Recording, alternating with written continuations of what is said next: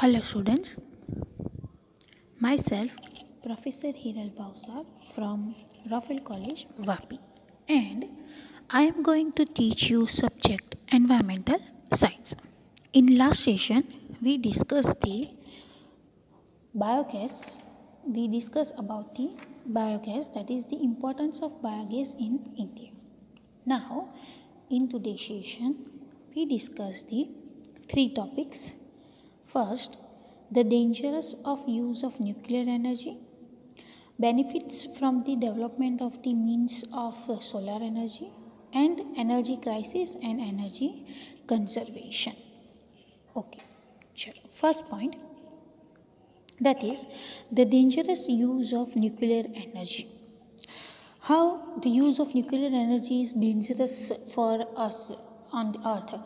वो उससे क्या होगा, उसका इम्पैक्ट क्या है, उसका डेंजरस इम्पैक्ट क्या है, तो वो पॉल्यूशन क्रिएट करता है, राइट। उसके उस न्यूक्लियर एनर्जी से जो रेडियो एक्टिव वेस्ट निकलते हैं वो कितने हार्मफुल है ह्यूमन बीइंग के लिए, राइट। उससे कितने सारे डिजीज़ होते हैं और या तो हेजार्डियस है या तो ह्यूमन बीइंग का डेथ भी हो जाता है, राइट। ओके, तो ये इतना डेंजरस है। चलो देखते हैं। The atomic energy received from 1 kilogram uranium is equal to the energy received from 6000 tons coal. जो हम एटॉमिक एनर्जी रिसीव करते हैं 1 किलोग्राम यूरेनियम से, 1 किलोग्राम यूरेनियम से जितना एनर्जी रिसीव होता है is equal to the energy receive from the 6000 tons coal. 6000 tons coal में से जितनी एनर्जी रिसीव होती है उतनी एनर्जी हम सिर्फ 1 किलोग्राम यूरेनियम से रिसीव करते हैं। So it is natural that every country will use it if this much energy is received, right. अगर 1 किलोग्राम यूरेनियम में इतनी एनर्जी हमें मिल जाए तो सारी कंट्री क्या करेंगी, इसका ही यूज़ करेंगी। But after nuclear division the remaining waste being radioactive, so its development is very difficult. हम ये जो न्यूक्लियर एनर्जी से जो वेस्ट निकलता है वो क्या होता है, रेडियो एक्टिव होता है, और उसका डेवलपमेंट क्या है, वो वेरी डिफ़िकल्ट है। If this waste spread in a sea, on a land और in air, it is harmful. The waste अगर ये सी पानी के अंदर जाएगा तो एक्वेटिक को हार्मफुल होगा, लैंड पे रहेगा तो हमारे लिए, एयर में जाएगा तो हम ह्यूमन बीइंग के लिए क्या होगा, लिविंग माइक्रो ऑर्गेनिज्म के लिए हार्मफुल होगा। The waste creates the radioactive pollution which has a long time effect on human life. Radioactive pollution poses hazards in the life of man. There are 3 elements mingled into the radioactive waste.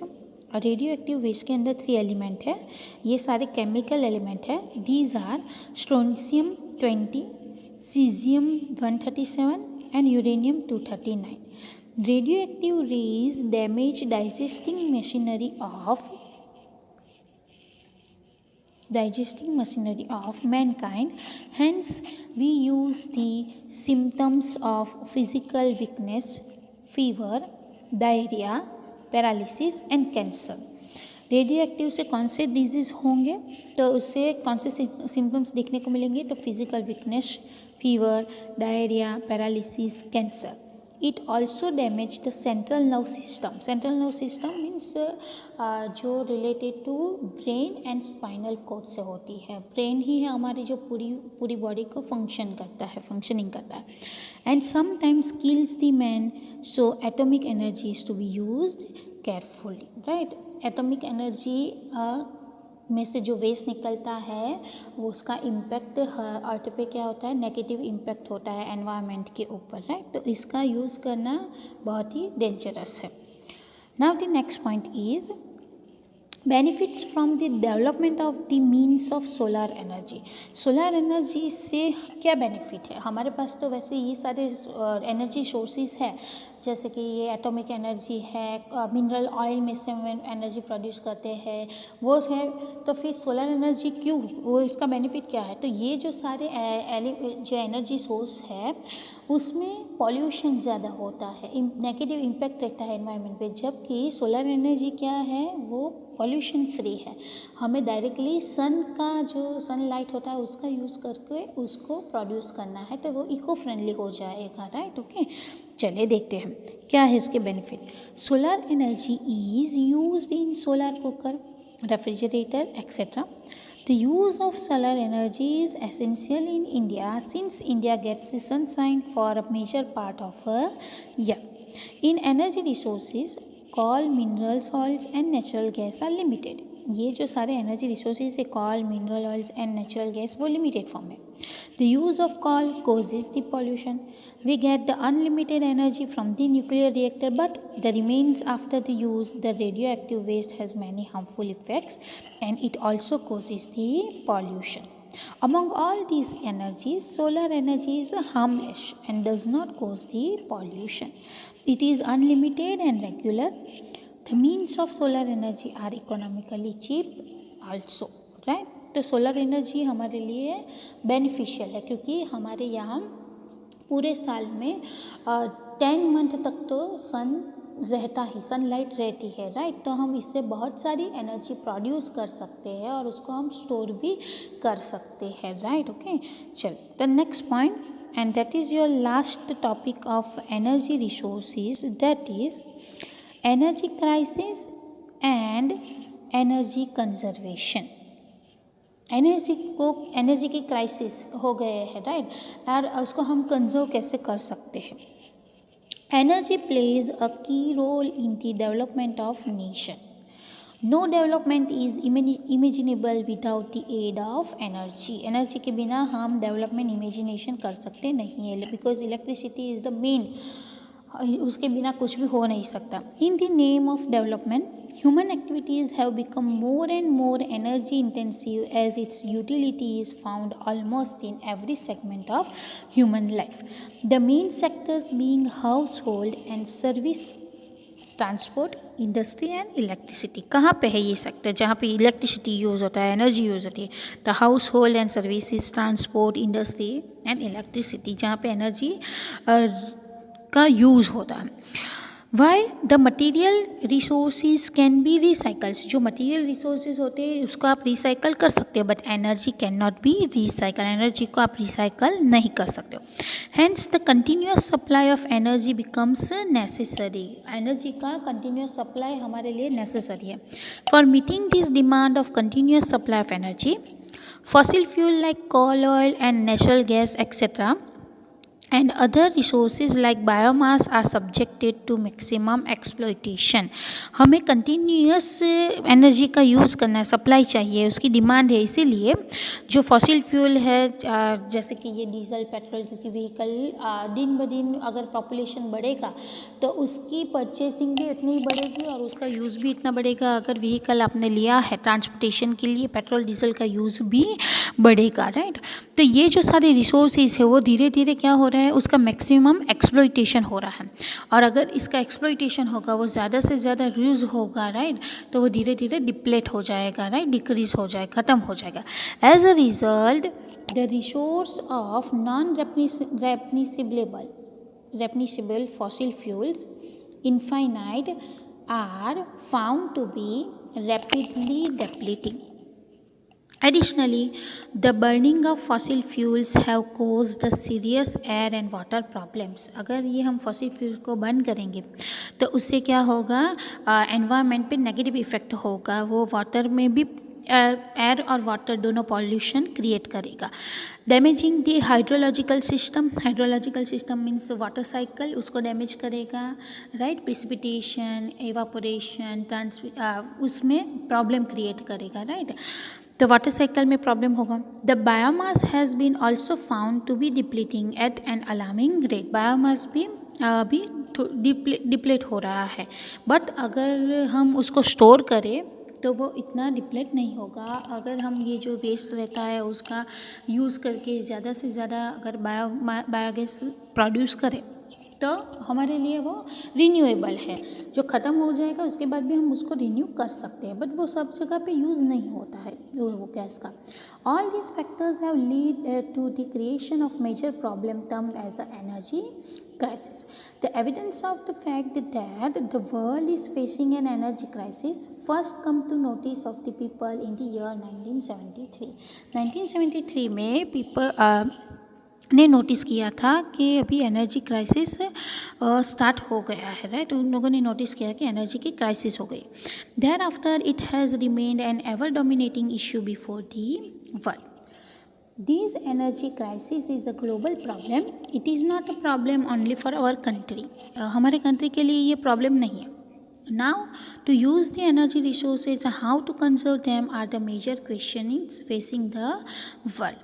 The form of energy that can substitute for natural fuel are electricity and atomic energy. Natural fuel का substitute क्या है, तो electricity and atomic energy. However these also have their own limitation. Atomic energy में भी limitation है, ज़्यादा से ज़्यादा इसका हम प्रोड्यूस करेंगे तो उतनी पॉल्यूशन क्रिएट होगा, राइट. रेडियो एक्टिव क्रिएट होगा और वो हमारे लिए हार्मफुल है. When these natural resources get exhausted in years to come, man will have to find out some new resources for obtaining the energy. अगर ये भी ख़त्म हो जाएंगे धीरे धीरे तो फिर हमें इसका कुछ अल्टरनेट निकालना होगा. Perhaps the solar energy will come to his rescue. तो उसके सामने क्या आया, solar energy. And solar energy is in unlimited form, right. Because India के पास क्या है, सनलाइट होता है एवरी ईयर के अंदर 10 मंथ्स के लिए सनलाइट रहता है. तो इंडिया के पास क्या है, सनलाइट एबंडेंस है, तो और वो उससे एनर्जी प्रोड्यूस कर सकता है. एंड यस, इंडिया के अंदर बहुत सारे सोलर एनर्जी पार्क है. और अभी रिसेंटली आपको पता होगा जो recently world's biggest hybrid renewable energy park बनाया है. कहाँ पे बनाया है, तो खावड़ा कच्छ के अंदर, जो कितनी कैपेसिटी एनर्जी प्रोड्यूस करता है, तो 30 gigawatt, that is the 30,000 megawatt capacity से वो एनर्जी प्रोड्यूस करता है एंड उसको स्टोर भी करता है. तो ये अभी इंडिया के लिए इन फ्यूचर एनर्जी क्राइसिस इतना नहीं होगा, बिकॉज हमारे पास वो अल्टरनेट सोर्स है सोलार. उससे हम सोलर एनर्जी प्रोड्यूस करते हैं. और ये जो world's biggest hybrid renewable energy park बनाया है वो क्या है, तो उसके अंदर सोलर 2 एनर्जी रिसोर्स का यूज़ किया गया है, solar panel and wind mills.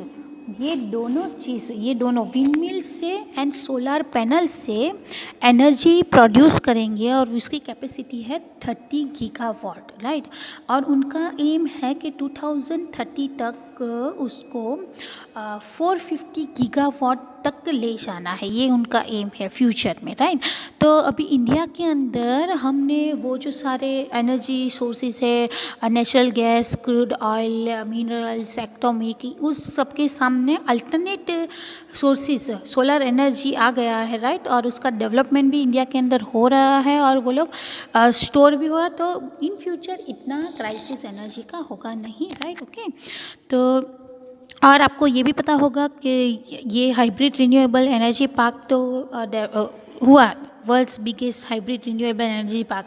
And second one thing is, हमने वाटर रिसोर्सेज में पढ़ा था, आपको पता है कि वाटर को कंजर्व कैसे करना है. तो हमें डिसैलिनेशन प्रोसेस का यूज़ करना है. तो दैट मीन्स व्हाट, जो हमारे ओशियन का वाटर है वो जो रहता है उसके अंदर सॉल्ट, उसको निकालना, प्रोसेसर फ्रेश वाटर में कन्वर्ट करना है. तो वो प्लांट भी कच्छ मांडवी के अंदर कल वो प्लांट का भी इनॉग्रेशन हुआ, राइट. वो प्लांट भी डेवलपमेंट उसका भी हुआ. तो वो भी वर्ल्ड्स बिगेस्ट प्लांट बना है कच्छ के अंदर, जो डिसैलिनेशन करेगा ओशियन के वाटर को, राइट. ओके.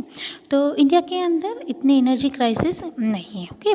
चलो, now what is need today is an efficient system which will absorb, store and supply the solar energy which is abundantly available on the earth. और इंडिया में solar energy के बहुत सारे solar panel का बहुत सारी जगह पे यूज़ करके एनर्जी को स्टोर कर रहे हैं। आपको पता होगा ज़्यादा से ज़्यादा अभी तो हाउस होल्ड में भी सोलर पैनल लगा देते हैं ताकि हम इलेक्ट्रिसिटी का स्टोर जनरेट कर सकते हैं एनर्जी, और इलेक्ट्रिसिटी भी एनर्जी स्टोर करके उससे हम इलेक्ट्रिसिटी यूज़ कर सकें, और गवर्नमेंट भी हमें उसके लिए सब्सिडी दे रही है। तो ज़्यादा से ज़्यादा अभी सोलर पैनल का भी यूज़ सब जगह पे होने लगा है, right. Okay, so here we complete our energy resources, जिसके अंदर हमने सीखा first of all what is energy resources, उसके क्लासिफिकेशन सीखे, देन इंडिया के अंदर कौन से फॉर्म है उसके यूजेस देखे,